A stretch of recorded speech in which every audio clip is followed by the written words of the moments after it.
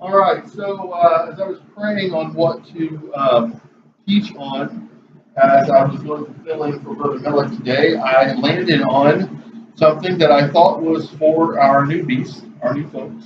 Um, a very basic thing to most of us, but so we'll be reiterating it. But you know what? They're not here, but we understand why they're not here. We understand where they are, so I'm just going to record it and send it to them. Hopefully, it'll be a blessing to them. So we're going to be in Genesis chapter 1. I've asked everyone to stand and face toward the Temple Mount.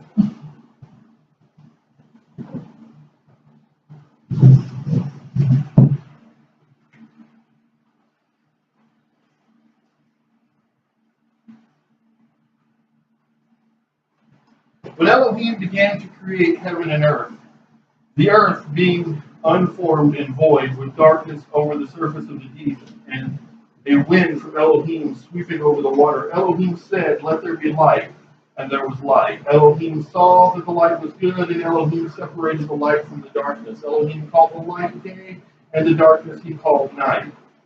And there was evening, and there was morning, the first day. Elohim said, "Let there be an expanse in the midst of the water, that it may separate water from water."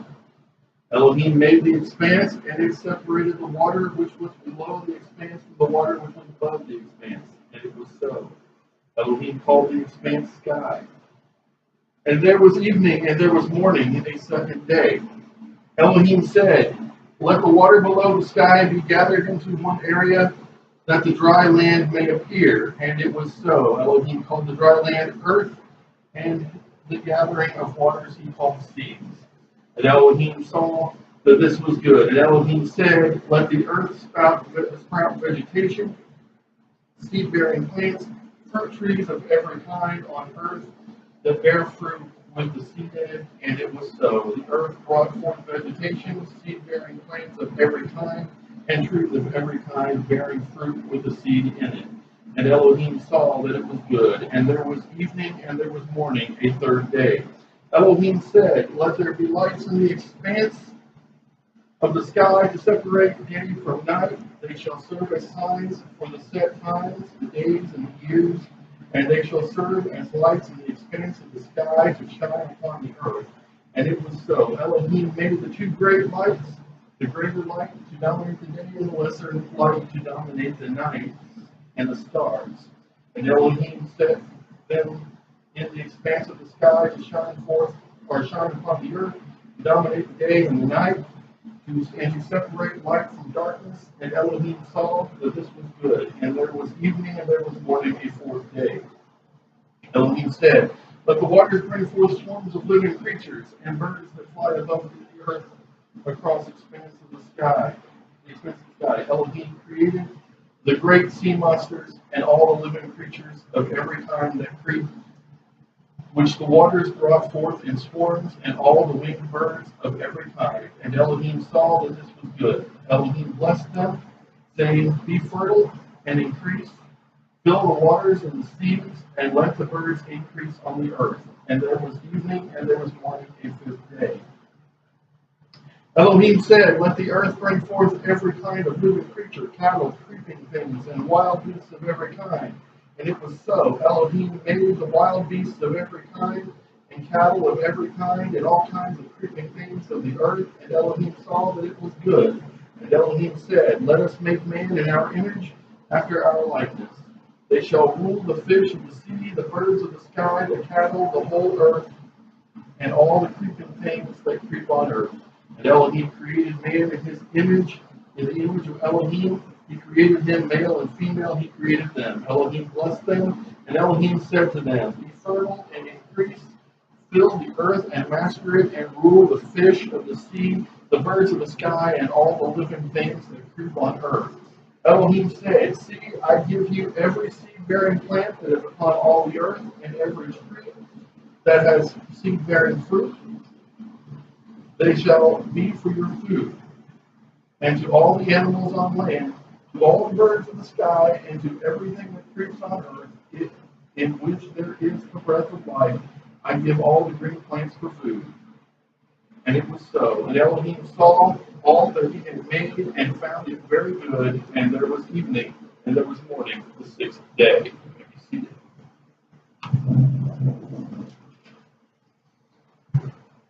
All right, so there was a time early in my walk as a believer when I questioned the need to regularly go back and study the creation account. And part of that is because I fell into the trapping mindset of the professing church, the professing body of believers, which today, at least in the United States, has stepped away from holding to a fundamental understanding of the first 11 chapters of Genesis.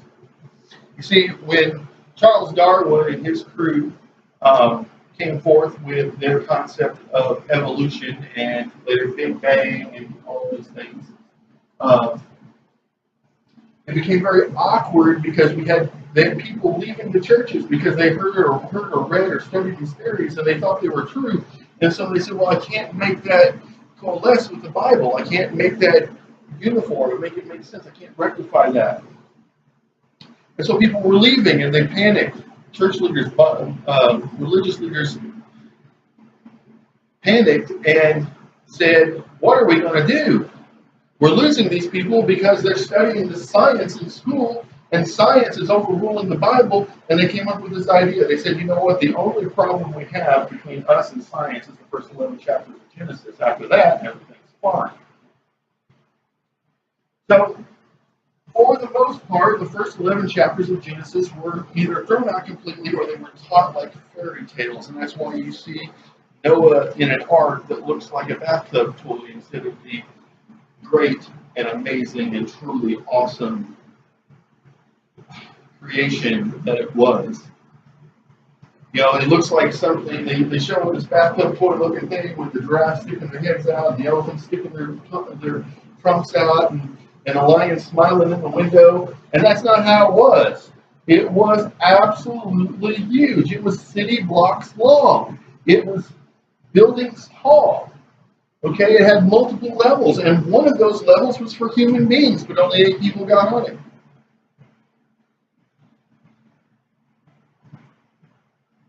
But they made this convenient compromise, and they threw out the first 11 chapters, and I'm going to tell you why this, in just this first sentence, and the way it is translated in most English Bible says, in the beginning, God. Right? And the churches say, well, we can throw that out. But then you get to the Gospel of Yohanan or John, and he says, in the beginning was the Word, and the Word was with God. Now we know that the Word is a reference to Messiah, Mashiach, the Anointed. And we know that he is the epitome of Elohim's plan to save the world, to save mankind. But the story of his life begins in a pre-incarnate state. In the beginning was the Word, and the Word was with Elohim. And that only makes sense if we believe that in the beginning, Elohim created.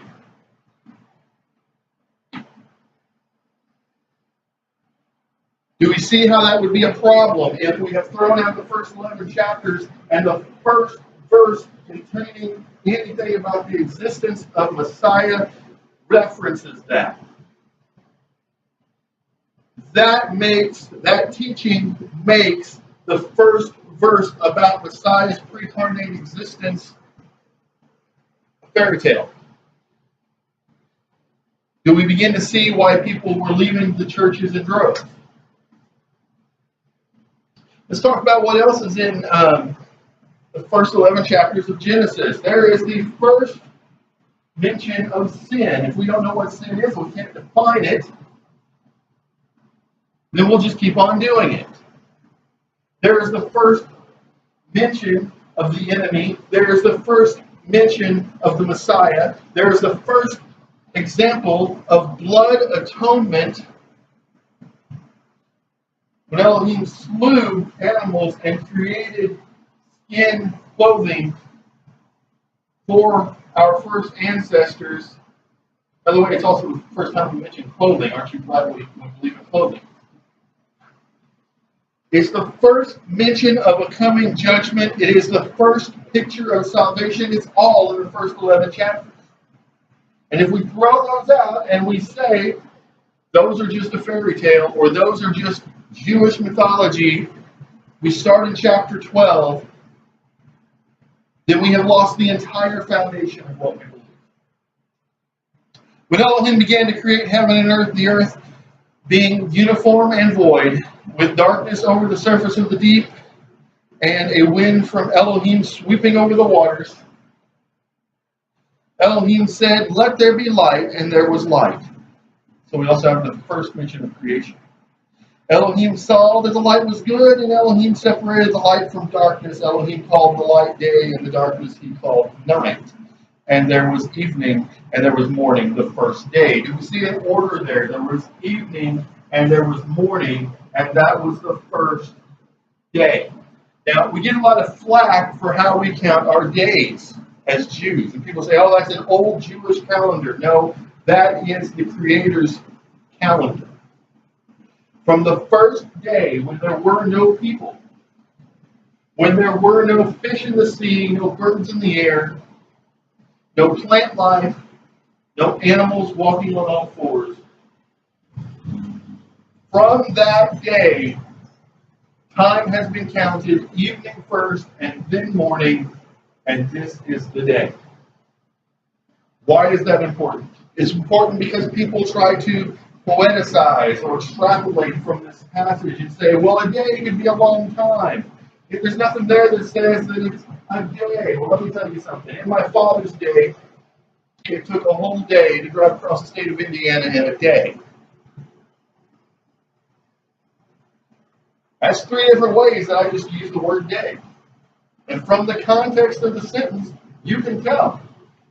In my father's time, it took the entire daylight period to drive across the state of Indiana in a 24-hour period. Does that make sense? We have three different uses of the word day. And from the context, we know what they each mean. And the book of Genesis is no different. We have a contextual body of information here. And it says, and evening was, and morning the first day. If evening comes and then morning, and that's the 1,000 years or the 1,000,000 years that people try to make it, then guess what? Then they have to explain away all their theories about how the universe is supposedly winding down and what have you. Okay, because that would mean that entropy is working backwards and everything's speeding up.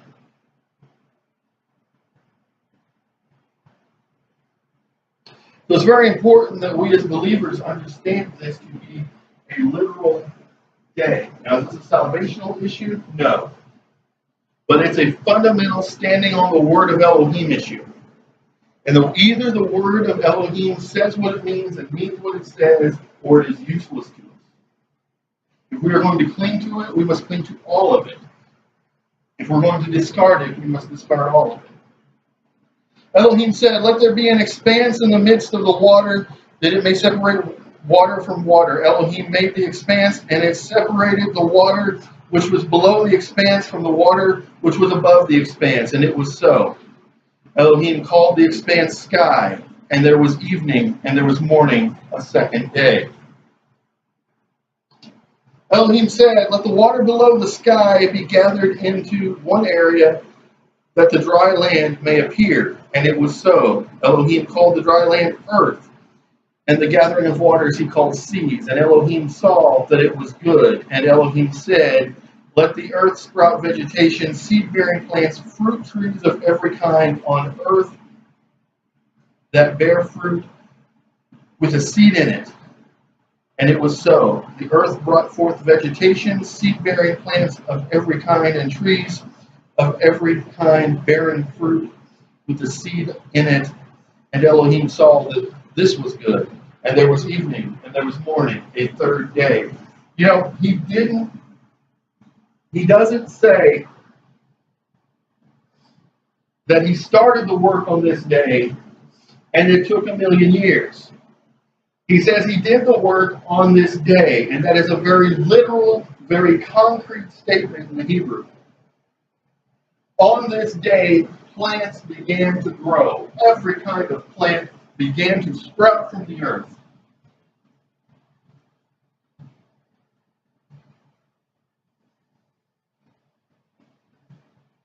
Elohim said, "Let there be lights in the expanse of the sky to separate day from night. They shall serve as signs for the set times, the days and the years, and they shall serve as lights in the expanse of the sky to shine upon the earth." And it was so. You know, they're set there to tell us the times and the seasons and the days and the years. And people ask us, why do you make such a big deal about counting your months by the new moon? It's because that's the timepiece he gave us. He didn't give us a grandfather clock sitting in grandma's living room. My kid's grandma has a grandfather clock that her father, my grandfather made. Okay? It's an amazing piece of work. He put a ton of time into it.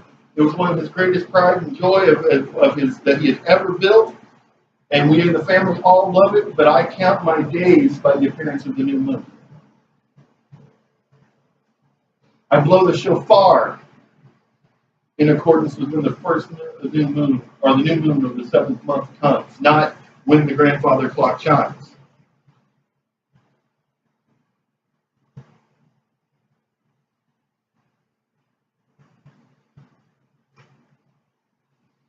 And it was so. Elohim made the two great lights, the greater light to dominate the day and the lesser light to dominate the night, and the stars. You know what that means? That means for the first 3 days, there was no sun, there was no moon, there were no stars, and we still had day and night.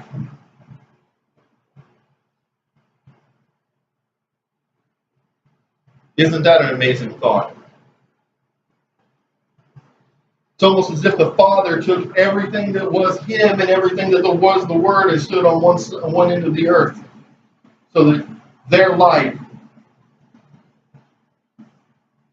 would counteract the darkness. It's also interesting as I study particle theory.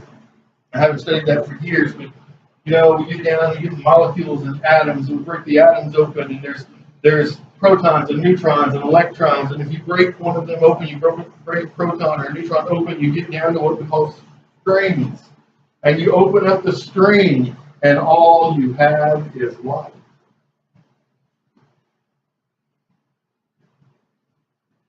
And science can't quantify that, but I can. Because in the beginning, there was only light.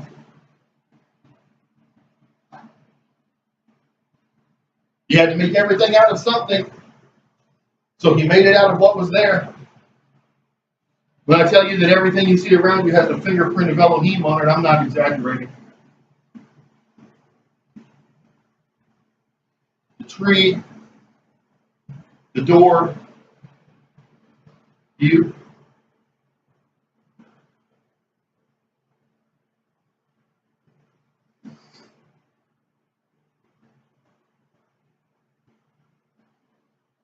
And Elohim saw that this was good, and there was evening, and there was morning, a fourth day.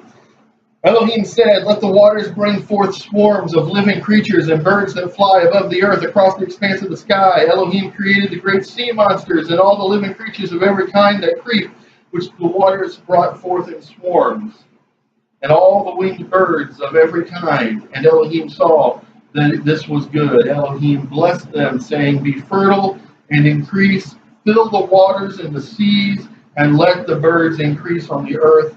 And there was evening, and there was morning, a fifth day. Elohim said, "Let the earth bring forth every kind of creature, cattle, creeping things, and wild beasts of every kind."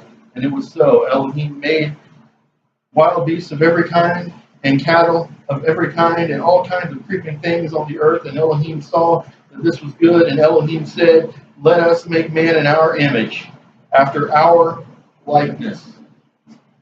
They shall rule the fish of the sea, the birds of the sky, the cattle, the whole earth, and all the creeping things that creep on earth. And Elohim created man in his image. In the image of Elohim, he created him. Male and female, he created them. Elohim blessed them, and Elohim said to them, be fertile and increase, fill the earth and master it, and rule the fish of the sea and the birds of the sky and all the living things that creep upon earth. Did you notice he said he made them male and female, and that's how he created them, and he blessed them, not these 20 some odd supposed genders that people have come up with that they think that we are. I saw something the other day, posted on Facebook, most disgusting thing I've seen in a long time. A trans species person trying to become Elizabeth, with a divided tongue and tattooed scales. The world is a sick and perverse place, but he created two. He created a man and he created a woman, and he told them to be fruitful and multiply, and he blessed them that it would be so. And there is no other structure in all of these so-called genders that they create. There is no other structure other than a biological man and a biological woman that naturally creates life. That should tell us something. Something else I want you to think about. It says that all the land creatures were created on day 6, and man and woman were created on day 6. Well, yeah, they were created. And so we get all these things, and science tells us that, well, the dinosaurs died out so that man could take over the world. But I have seen with my own eyes pictographs done by Native American cultures thousands of years ago, where they painted on the rock things that clearly look like what we call pterodactyls. I have seen pictures from the Ron Wyatt Museum of drawings from all over the world that look like Paleosaurs, Stegosaurs.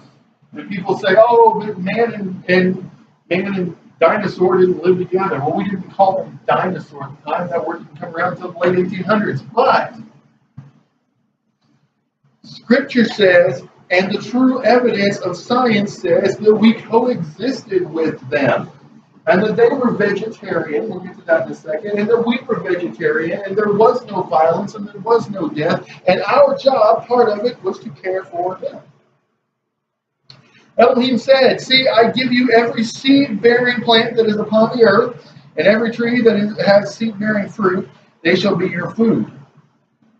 Yours for food. And to all the animals on land, to all the birds of the sky, and to everything that creepeth on earth, in which there is the breath of life, I give all the green plants for food. You notice in the beginning, he does not give meat. We did a full study, went all the way through these first 11 chapters. As we got toward the end of them, as we got up into Noah's day, I would explain to you the science behind why we later had to eat some meat. But it wasn't in his plan. It's his permissive will, but it's not his perfect will. And it was so. And Elohim saw that he had made all that he had made, and found it very good. And there was evening, and there was morning, the 6th day. Do you notice that nowhere does it say, and now we're not talking literal days, we're talking millions of years. Nowhere does it say we're talking thousands of years. Nowhere does it say that we're changing anything up. It says evening was and morning, and it was that day. And I believe that that is as true as evening came last night and morning came several hours ago. And this is today. And when the sun sets again, evening will come, and then there will be morning, and that will constitute the day. A long time ago, I stopped worrying about what other people thought about how I count my days. Because you know what? I'm not counting my days, I'm counting his days, and only he knows how they're to be counted. It's not a Jewish thing. It's not a Moses thing. It's an Elohim, creator of the universe thing. And he made it very plain. The very beginning. And we only forget that if we extract the beginning and cast it aside and call it fairy tales. Is there a midrash on this? Well, I was going to ask, how do you explain the whole morning, evening thing when the first 2 days didn't have sun, when the earth? So, okay, I'm just trying to understand. So you're saying that when, like it says in verse 5, Elohim, I'm reading from the King James, but Elohim called it by day, and the darkness he called night. So the evening and the morning were the first day. So you're saying the evening is technically the morning? The evening is the beginning. Right. And when we come to morning, depending on the time of year, sometimes we're halfway through the day. But he's laying out for us how the calendar is supposed to be kept. Okay. And that's why we keep our Shabbat from evening to evening, from sunset to sunset. Does that make sense? Yeah. Anybody else? I just, it's just crazy how off track the world has gotten. There's